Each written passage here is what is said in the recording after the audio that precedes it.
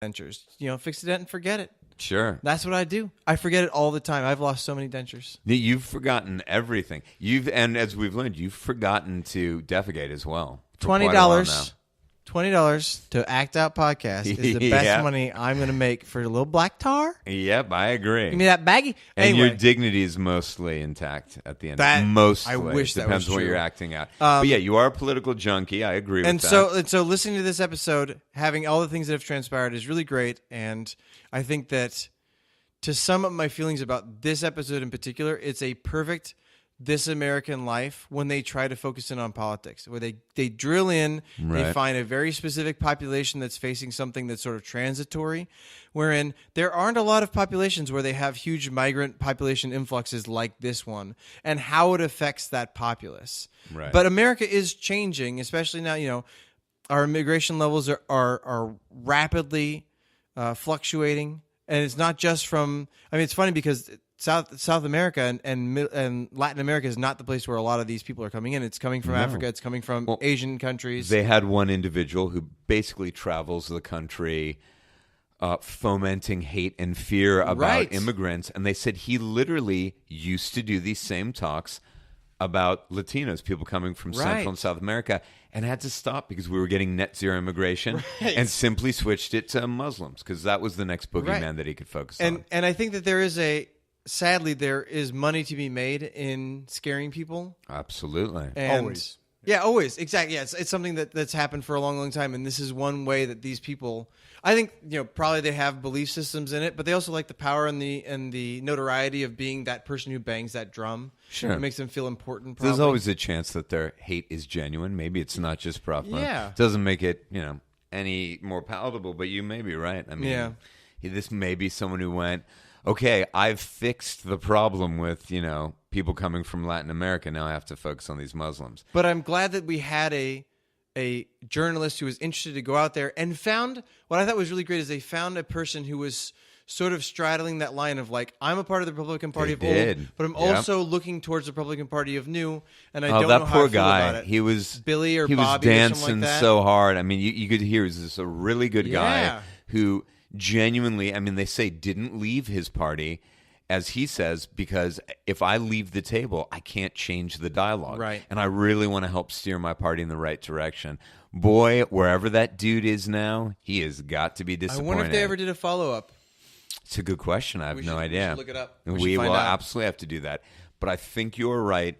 It is the perfect example of This American Life because it illustrates a broadly American issue, the changing of one of the two major parties in this country, and changing sufficiently that, again, the animating factors of that new party, again, isolationism and xenophobia and so forth, have become the majority of our political structures now. Right. Majority in the House, it's a majority conservative it brought judiciary. It's the right. Exactly right. Exactly right. So they did these two things. They told us this small story about a really small town, St. Cloud, and then extrapolated it to the entire nation and what everyone is experiencing.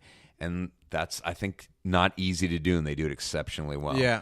And it's a great example of what This American Life is. Now, of course, on the much lighter side, we have Notes on Camp, and also, again, a really early episode, 1998, where, as Ira Glass describes, it takes one idea, summer camp, this incredibly broad and general idea, and says, let's look at all these different American experiences around summer camp. Now, before we dive into this, Doug and Brandon, we'll start with you, Doug. Did you ever go to summer camp? No, I did not. And I got to tell you, I think I'm going to say up until a week ago, am somebody who always thought, I really wish I'd gone to summer camp. I feel like Interesting. I feel like I'd missed out on so much. And then, now thanks to you two and to our podcast. And to Ira Glass. I don't feel that way anymore. Okay, we're going to get into what you heard on that episode that changed it. Brandon, did you go to summer camp? So I did go to summer camp, but mine was always a day camp. I never did a sleepaway camp other than maybe once, but I don't really remember much of it because I was very, very young. But the one that was a local park Right. that had a day camp over the course of Okay. summer that my mom would send us to. And is that different than like going to school? It You know what I mean? It's like I leave in the morning, I come back It wasn't. in the evening. Yeah, I was thinking like I never what we heard on the episode. Right. I never really experienced, or at least I don't Okay. recall experiencing. And by the way, I never went to summer camp either, just to throw my Mine was more of a 2 cents in daycare it. Right. than it was a And I did a camp right. experience. And I did that 1 or 2 summers as well. And again, it was a short amount of time. And I remember it's something I haven't thought about for 30 years. But when I was a kid, I remember thinking it was maybe one of the earliest there are 2 kinds of people in this world distinctions I ever thought about was there are the kids who go to camp, the camp kids, Right. and who do, as one of these girls said, talk about it all year long. I mean, I'd hear them talking about it and go, oh Right. man, I want to go to camp. And those kids who don't go. And it's really this dividing line. And it sounds like obviously we were all kind of not camp kids. We didn't have that you go away for a month or a week or 2 weeks and have that wild freedom that you never otherwise Right. get as a child. Yeah, and it definitely is as a socioeconomic thing. And like I don't know if you guys ever watched, but there was a show called Salute Your Shorts. No. But Salute Your Shorts was a show all about this away Camp camp life. that these kids Fictional yeah, or fictional, real? fictional, Okay, fictional. got it. And it's a screwball comedy essentially about these kids going to this And camp. our Well, I pop saw culture, so many- our yeah, pop culture is so filled many with exactly because summer camp-based I'm stuff. assuming that there are probably plenty of writers and producers who came from wealthy enough families that they got sent Totally to, agree, and yeah. then eventually had enough connections and ability to then tell their own stories as they grew up and became producers and directors and writers of film and television. Well, I can tell you, as I said, I definitely was a kid who always thought, wow, I bet you it's awesome to go away to camp. And I distinctly recall, and oddly enough, just within the last year, had this conversation with my sister about camp and about never going to camp. And I don't know if it was actually said to me, but I always grew up thinking, well, I can't go away to camp because there isn't a camp program around here that my parents can send me to. Okay. Doesn't exist. As we all know now, I work in insurance. Last summer, I received a submission for a camp that's based in the Sierra Nevadas, which is, the mountain range near my home Sure. that I grew up in, that has been around, I think it said, since 1953. Oh, wow. And headquartered in Clovis, California, which is where I grew up. That's amazing. And I was so just didn't I know. saw this on paper and I was so upset. Like, what do you mean this camp has been around this long and like their office is in downtown Clovis? How could that be when I grew up thinking there wasn't a camp anywhere that I could go Right. to? But well, that's that socioeconomic thing as well. And I it think- can be in your backyard, but if your parents can't afford it, Right. if you, It really comes down to that. And the other thing I think is that, like, were you in the Boy Scouts? No. Because Boy Scouts seems like the only other thing where it's not so expensive. I don't know how much Boy Scouts cost. Nor do feel I. like it's Yeah, I not don't an know. expensive thing. I don't think I don't it is. know. I had friends that were Boy Scouts. I had more friends that were in Indian Guides. Right. Right. And I was in Indian Guides when I was a kid for a couple of years and then moved out of that. Mm-hmm. But I have to assume that Boy Scouts is the only way if you're a poorer kid that you'd have the opportunity to be taken out and camp for an extended period of time. Yeah, and I And none of think us you're were right. I Scouts. don't think it's a huge financial thing, but yeah, for whatever reason, not. And like I said, I grew up with kids who were started out as Cub Scouts or whatever it is, and Right. into Boy Scouts. I and think all that. I think now's the time we got to start our own summer camp, podcast camp. That either that or all three of us join the I don't Boy know. Scouts. Oh, I don't know if John knows this, but John knows that his sister was a camp person for Absolutely. the summer. She would go away to Wait, that was a Armenian big camps. distinct. But she was 8 years older than me, Right. And Still is. a lot of things have changed. Yes, absolutely correct. That has not changed. The linear nature of time that has not changed. There was a big element of church in the early part of her life, the really, really early part of mine, and there was youth groups around that and everything, and that's sure. really what got her to this camp as Right. well. It was all the same kids that all of her friends that she was going to camp with were many of them the kids we saw at church and that were in her youth group. Right. And it was this really kind Youth of groups and multi-armed stuff, yeah. beast that was holding the family at that point. right.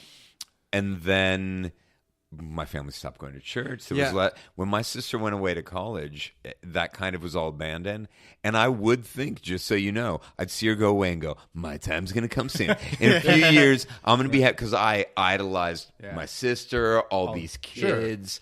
Her boyfriend was really cool and he was from camp. And I was like, dude, I'm going to be there eventually. And all these amazing, nope. And none of that happened. It was truly that thing that they talked about in this episode too, where her camp friends were not kids she went to school with. Right. They were camp friends and they were, like you said, church friends. And so funny side note, one of her friends that she went to camp with, one of the Lisas, I think it's Lisa G. One of them actually runs that camp now. No shit. Sugar Pine? Well, it's not Is it Sugar changed Pine now? anymore. Okay. Well, one, because Sugar Pine burned down. Right. One of the recent forest fires. But I think in the last decade had moved to a new location, but it's still the same camp that Candy had gone to. Well, and to tie it into the podcast, one of the things was that a person who went to the camp eventually bought that camp and was running. Yes. I imagine there's a lot of that kind of insular we behavior. hear about it with these legacies, yes. and they're in the same And, color, the blue siblings team. and generations. It's some weird shit. It really it's is bizarre. It's its own world. This show freaked me out. Well, that transitions this nicely was so into disturbing for me. Doug getting this notice that, holy shit, centered in my hometown was this camp, and you carried with you that burning desire to go to camp, and that's what pissed you off. But you say this changed when you listen to this episode. Why? It just so much of it bothered me. I mean, there was I think I had me notes. too. But like, creepy and weird. The camp counselor who was not only rooting for but trying to offer advice and help this little 11-year-old, 12-year-old kid hook up with some girl. Oh my God, so disturbing. I know. That one that kid was so disturbing. Who kept crowing. It was Dan, maybe was his name or something like that. He kept crowing his own praises of like, yeah, we used to sing Happy Birthday, and I was the first one who said woo, and then everybody started saying woo, so that was pretty cool. And I was like, fuck you. You fucking I mean, these little are dickhole. dumb. They're kids. You know. So, yeah, exactly. And that's the thing I have to keep reminding myself is that these are children. Right. And you can't for me, blame, it's but the support even of the adults that counselors bothers me. Even that's exactly. what bothers me. And maybe you guys, I want to know if you guys have felt the same way, is that I was getting a lot of echoes of the Jonathan Van Ness episode. Of like really effusively. Yes. Are you kidding? Oh, like fuck super yes. positive, like so emotionally disturbing. Right. Of how effusive these people were. I like how upset they became about everything that was happening over the course of the episode. Okay, so I think the connective tissue with our Jonathan Van Ness donor finds egg or whatever after for our listeners, episode 7. I think it's 7 That's or 8. correct. Yeah, somewhere around Okay, there. episode 7. I think the connective tissue, because I totally agree with you, is self-obsession. Yes. Self-aggrandizement. Also a sense for me that like these are with the Jonathan Van Ness, it was two, a mother and daughter who had gone, or at least a biological mother and biological daughter, who'd both gone to USC, a very expensive private school. We're both singers. We're both not just singers, but what kind of singers? Acapella singers. Right? So there was this whole like world where I immediately think, it's probably unfair to these people, fuck you. And that was the same thing here, like going to these, if you're sending your kid to a camp 2-3 years, for many, many years, but for 2 or 3 weeks per summer, it's probably not inexpensive. I think right? it's longer than that. I think sometimes they can have like a month or 2 like the whole month. summer, right? Yeah. So like we Wet Hot know American it's Summer. expensive, and it's my same thought was fuck you. Like I don't like anything about you or your stupid little insular they're world. So myopic in there, and I understand they're children. Yeah, no, of course. so I had to remind and myself. the world I think it was is part of so that small. childhood being a non-camp person. Like, fuck you. I don't want to be on your team anyway. And I think that one of the things that's really interesting about this episode of This American Life is that it is a really good, interesting slice of American life. Right. It's an episode done well. That so few people can actually be a part of. Right. I think that we're not Absolutely. the exception. We are the rule. Yes, That it's definitely. very difficult for Oh, most God. parents to I'm send sure their children. 90 5% of the U.S. population never goes Can't to send summer their camp. kids Right. to sleepaway camp that lasts for longer than a few days. So there were definitely, in what I would say is good journalism, they touched on, several things. One, including the Israeli camp, which was a very much an American curveball. in an Israeli Yeah, camp. they actually in Israel. That one was great. By the way, it was like that one of their producers from one of their economic shows, a financial show, Marketplace, maybe or from something like that? Marketplace, something Yeah. like that.